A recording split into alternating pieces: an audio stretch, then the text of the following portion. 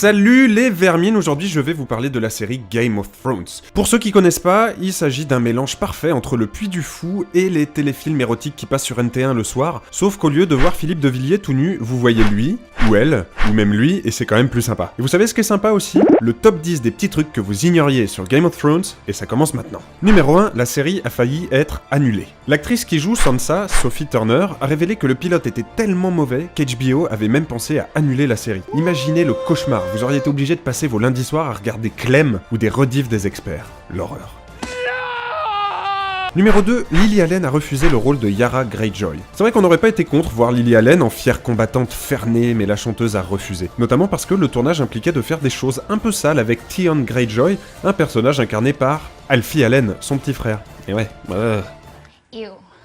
Numéro 3, HBO a décapité George Bush. Le plus simple quand on fabrique une fausse tête, c'est de partir d'un modèle existant. Les mecs d'HBO ont donc décidé d'utiliser l'ancien président américain comme modèle pour une tête décapitée perchée sur un pic qui apparaît dans l'épisode final de la saison 1, ce qui obligea les producteurs de la série à s'excuser publiquement pour cette petite bourde géniale. Peut-être verra-t-on Trump en marcheur blanc dans la prochaine saison, qui sait. Numéro 4, en 2012, plus de 160 petites Khaleesi ont vu le jour aux États-Unis. La série était arrivée depuis à peine un an, mais il faut croire que la mère des dragons avait déjà fait pas mal d'émules. Personnellement, je trouve ça à chier, mais il faut savoir que je compte appeler tous mes gosses The Rock, même les filles, donc je sais pas si je suis trop bien placé pour critiquer. Numéro 5, le personnage de Joffrey Baratheon est inspiré par l'empereur Caligula. Bon alors, déjà physiquement il y a quelque chose, c'est sûr, mais pas que. Tout comme ce charmant Jojo, Caligula était un peu pimpon, et il aimait beaucoup embrasser ses conquêtes dans le cou avant de s'exclamer « Une si jolie nuque sera tranchée dès que j'en donnerai l'ordre !»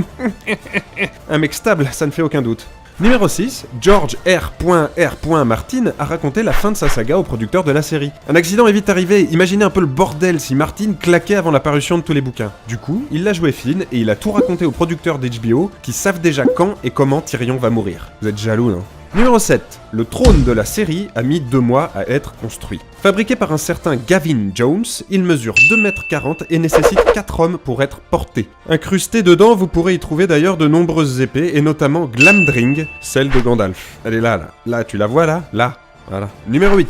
L'acteur qui joue Bronn a été une star du doo-wop dans les années 90. Jérôme Flynn et son groupe, les Robson, a réussi à se placer numéro 1 des ventes en Angleterre. On vous laisse savourer, ça se passe de commentaires. Numéro 9. L'actrice qui joue Talisa Maguire est la petite fille de Charlie Chaplin. Talisa Maguire, enfin Talisa Stark pour les puristes, est interprétée par Oona Chaplin, fille de Géraldine Chaplin et petite fille de Charlot. Regardez d'ailleurs, avec quelques manipulations de notre team d'experts en effets spéciaux, la ressemblance est bluffante. Numéro 10, Sophie Turner a adopté le chien qui jouait son loup dans la série. Et elle l'a baptisé Zuni. D'ailleurs, Emilia Clarke a adopté un des 3 dragons, le plus petit, et elle l'a baptisé Pascal. Tout est vrai, vous êtes sur Topito les mecs, faites-moi confiance. Voilà, j'espère que vous en avez appris plus sur votre série préférée, et nous on se retrouve dans quelques jours sur le site pour le débrief, tout frais. Ciao!